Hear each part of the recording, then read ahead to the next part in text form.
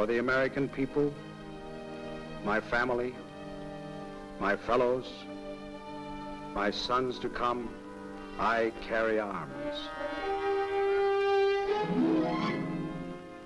Remember how I began? Born of explorers, colonists, hunters in deerskins, schooled in the wilderness, fighting for a continent. Remember Concord Bridge, 1775? Here it was, here at this bridge. I fired the shot heard round the world. Then I was the Minuteman, the embattled farmer, the son of liberty, raw militiaman, hardy continental. I was the hope of freedom on the frontier. I carried arms for the rights of man. Remember Valley Forge? I was the winter soldier, starving, marching, freezing, fighting, and praying at night, alone in the snow.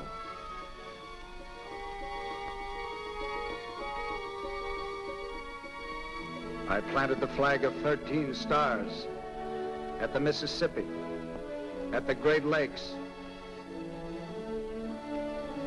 On these, our hard-won shores, our flag still flies.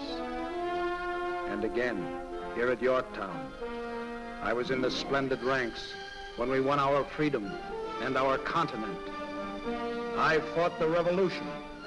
I won this liberty.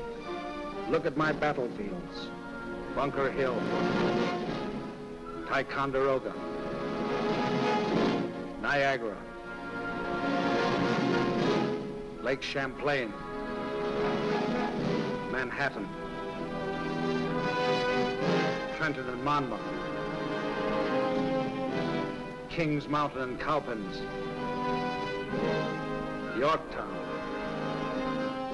Marching, I made America great. North to the parallel 49, south to the Rio Grande, west to the mountains. Marching, I made America free. Working at peace, I built America. Explored with Lewis and Clark, with Zebulon Pike, with Kit Carson and Davy Crockett.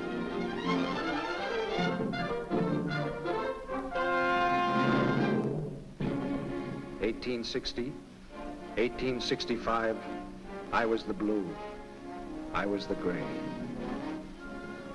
Marching, I made America free. Marching, I gave America peace. Marching, I found the American spirit. I led the way. I called to America, follow me. Follow the American soldier. Follow the trail I blazed. I convoyed the wagon trains, moving west, fought the tribes with Custer, rode the Oregon Trail, patrolled the wild American continent. My lonely outposts grew. My camps became crossroads. My frontier forts took root. Rose from the prairies into cities. My infantry marching made paths. My cavalry riding made trails. Where cities rise, I made the hikes to lay the ties and drive the spikes, uniting my country with rails. Give me the hardest job. Remember? I brought America to the Pacific, punched the railroad tunnels through the Rockies. I licked the Mississippi floods, conquered the Yellowjack in Cuba, joined the oceans at Panama, held like a rock on the Marne.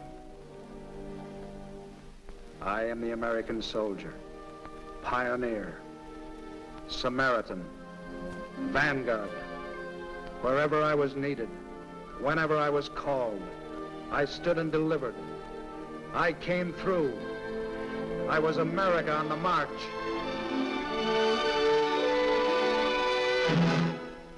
And now, today, here I come again, marching again, at the same old job, same old brand new job. Marching again with all free men. I'm the ring of steel around democracy. I'm the ramparts that you sing about. I'm the citizen soldier, the nation in arms. I'm snap and precision, West Point pride. I'm the regular, strictly GI.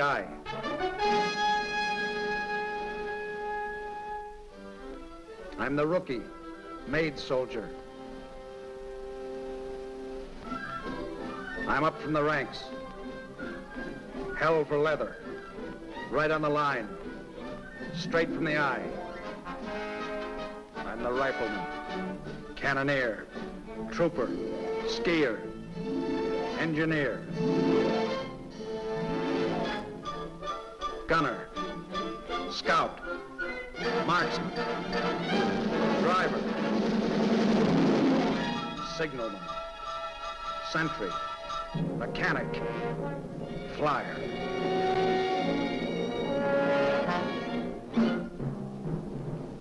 I'm the eyes of the cannon, the marching refrain, the brains of the tank, the nerves of the plane. I'm the heart of the shell, the courage of truth. I'm the Liberty Bell, I'm the song of our youth.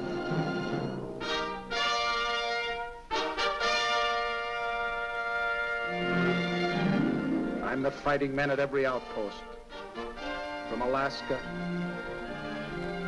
to Hawaii, to the Philippines and beyond, from Panama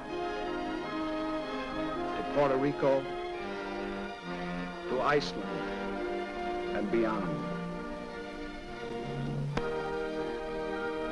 Whatever the need, for the spirit we're living, for the future we're making, I, the American soldier, am the shield. Here to tell you more about the Blue Badge is Colonel William W. Quinn, better known perhaps as Buffalo Bill Quinn, who recently returned from Korea, where he was commanding officer of the 17th Infantry Regiment, 7th Division, the Buffaloes. We take you now to Colonel Quinn's office. Now that you've met the man, I'd like to tell you a little bit about the Blue Badge itself. The official title of the badge is the Combat Infantry Badge, and it was authorized for wear on the 27th of October, 1943. In describing the badge, we find an old-fashioned flintlock superimposed on a blue background. The blue, of course, is the color of the infantry. The flintlock itself is of a vintage of in the late 1790s and was a copy of the first rifle which was produced in large quantities for the Army. Might say that the model for this flintlock was found in the old Harper's Ferry arsenal some years ago, and of course is in the archives of the Army. The laurel wreath that goes around the musket itself is of course from ancient vintage of the times when the Greeks used the royal leaf to denote an element of achievement. The star, if you'll note, is awarded to those individuals who have had the opportunity or been awarded this combat infantry badge in 2 wars. Earlier in the program, we promised to bring you the infantrymen of the various divisions and tell you something about the histories of these divisions. So today we'll start out with the 1st United States Infantry Division. Therefore, the Blue Badge proudly presents the Big Red One.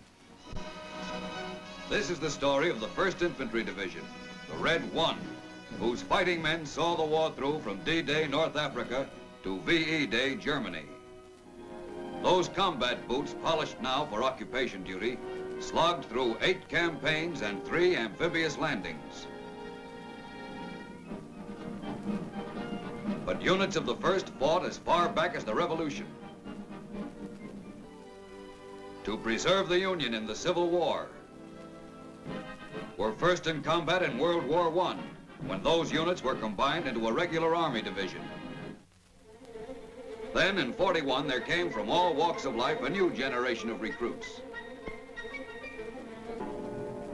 Boy, do I remember breaking in them first GI shoes. We learned quick it was a fighting outfit from that rugged training we got here and overseas. Still, when we left England along in 42, we felt pretty good. Had a swell CG, Terry Allen, a fighting general. We liked him, and he liked us. So the outfit relaxed, had some fun. Till, on a chilly November dawn, with the coast of North Africa out there in the dark, we knew action was close. Everyone tightened up, waiting.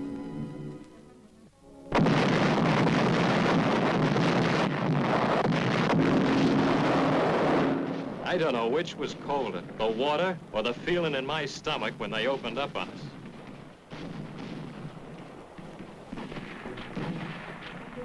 In 3 days, Oran was ours. Easy. Too easy. We thought we knew what war was like. But Jerry taught us different.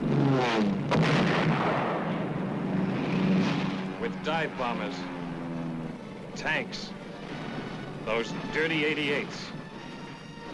A tough school, pal. The kind you gotta work your way through. Damn near flunked out at the Kasserine. But we learned the score, started to teach Jerry a few things out of our book. We rammed our way back to Gafsa and down Rommel's throat at El Guitar, where we tore up his crack 10th Panzer Division. Then we swung north to Matur.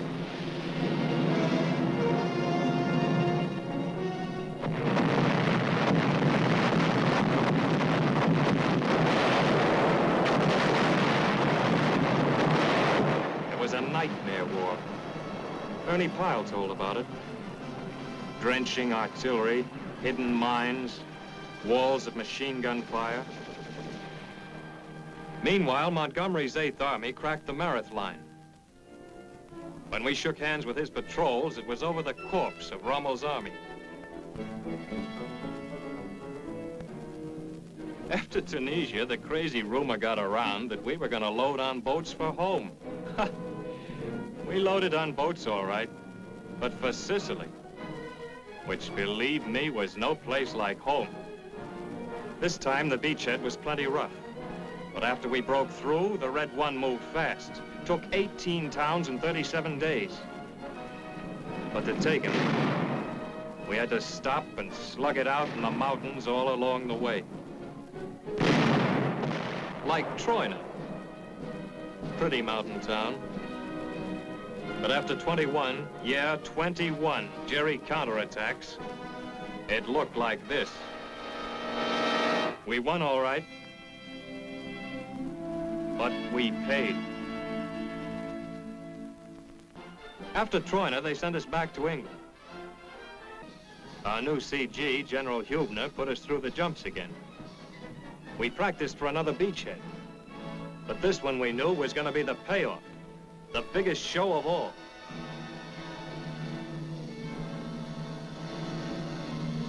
The curtain went up on June 6th, 1944.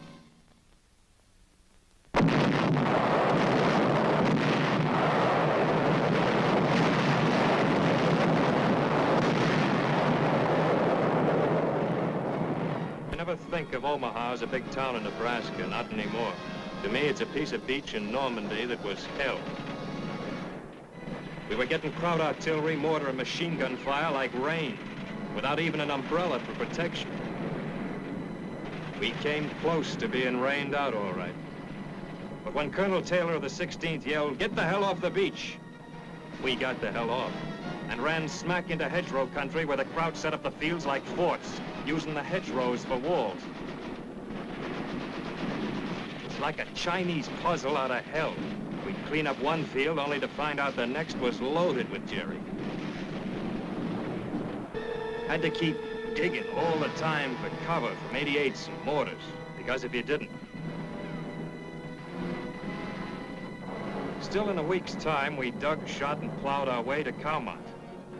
where we waited for the other outfits to come up on our flanks.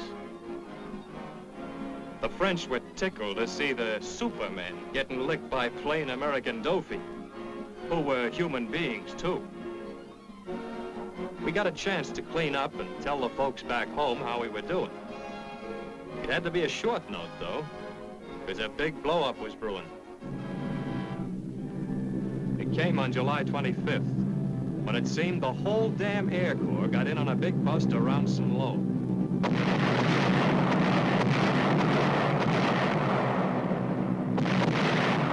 Then the infantry pulled an off-tackle play west of the town. The 4th and 9th Divisions opened up a nice big hole, and the 1st charged through. Patton's tanks went running all over like frisky colts, chopping up the panicky Krauts. But it was the Doughfoot who did the cleaning up. Combat engineers dug up mines like fat cabbages, cleared away roadblocks. And all the time, the infantry kept coming along for the final kill.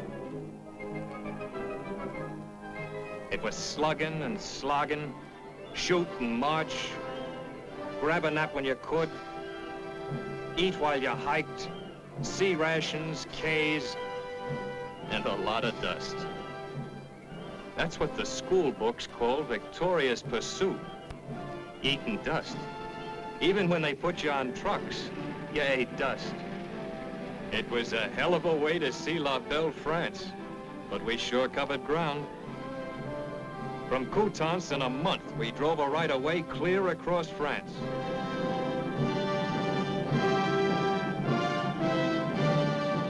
Through Soissons, where the Red One smeared Jerry 26 years ago.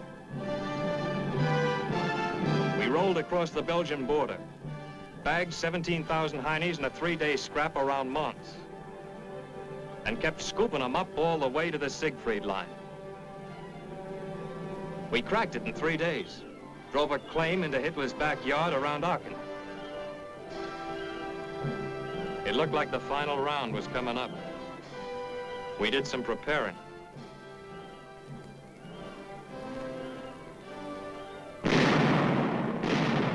Hitler decided to hold out in Aachen, pep up the Germans by making it a symbol of Nazi resistance.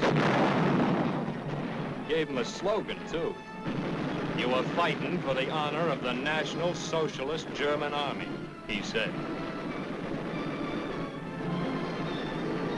They fought hard, too. House to house, for weeks. But we had a slogan, too. No mission too difficult. No sacrifice too great. Duty first. In the payoff, our slogan had more punch. We cleaned them out house by house, street by street, till on the 21st of October, Aachen, or what was left of it, surrendered.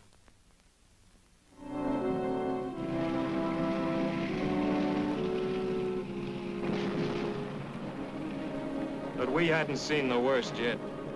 Hurtgen Forrest showed us that.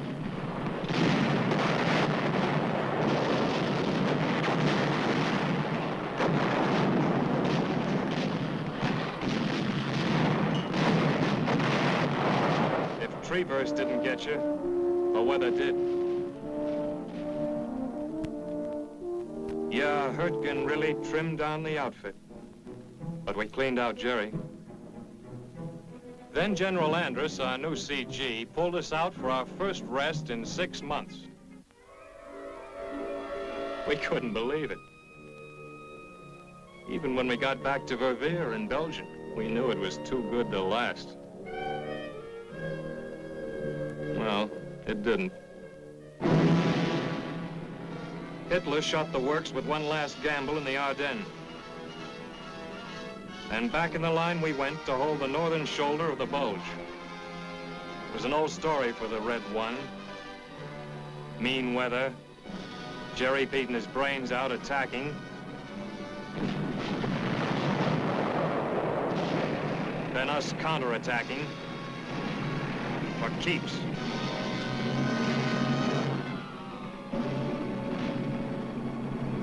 When we got rolling again after the bulge, we found the Rhine River ahead of us. It looked like a big ditch for doe feet to jump. But the 9th Armored grabbed a weird-looking bridge at Remagen, and we got over fast. After that, we just threw away the brakes and kept rolling. Plowed right through the belly of Germany. When they told us in May the war was over, do you know where we were? Czechoslovakia. Yeah, Czechoslovakia. And brother, were we tired. You know, they call the infantry the queen of battle. Don't ask me why. You wouldn't say those guys look pretty, would you? No, not pretty. But they're real men. Soldiers who do their job.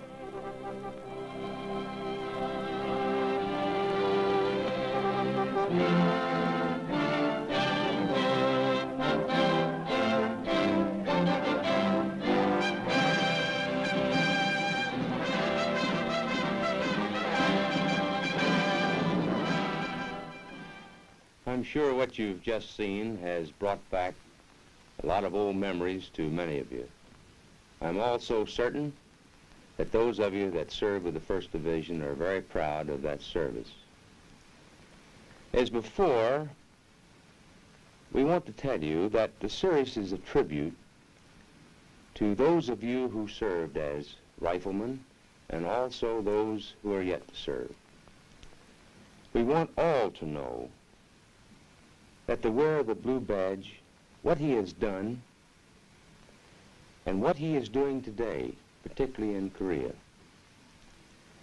We'd like to explain the great burden that this man with a rifle is carrying in the whole defense effort, and to gain for him that recognition which is due him. I must point out at this particular phase that the greater portion of this program has been made possible through the heroic efforts of the Signal Corps combat cameramen. Those individuals who are constantly under fire, taking pictures, portraying for you and for posterity the activities of this man with a rifle. They have done a good job. I know this from my own experience because when I commanded the 17th Infantry in Korea, we had any number of cameramen with us. And on many occasions, I've seen them pinned down by fire along with our own men. Well, I think you'll be interested to know what we have in store for you for the next 12 programs. We're going to bring to you living histories of the combat infantrymen in some of our great divisions. We'll start out with the 30th. We'll have a history of the 1st Cavalry Division in the Philippines. We'll see the 3rd, 45th, and 36th in the invasion of southern France. We'll see the 41st at Buna and in New Guinea. We'll go on to see the 34th at Kasserine Pass, the 6th Division, the 82nd Airborne in Sicily. We'll watch the divisions of General Patton in the relief of the Bastogne Bulge. We'll watch those divisions moving from Naples to Cassino. We'll see the 7th in the Pacific and the 29th in Europe. In addition, we will interview a great number of very interesting personalities. On our next program, we invite you to look on when we honor the infantrymen of the Old Hickory Division, the 30th. We'll see them in Normandy, at Saint-Lô. We'll see them cracking the Siegfried Line, and we'll see them in the Battle of the Bulge. In addition, we have some very interesting facts about the rifleman himself, his rations in combat, his clothing, and the gear that he carries when he goes to battle. So until next week, this is Colonel Quinn speaking for the combat infantryman and asking you to look twice at the man who wears the blue badge. It's the mark of a man.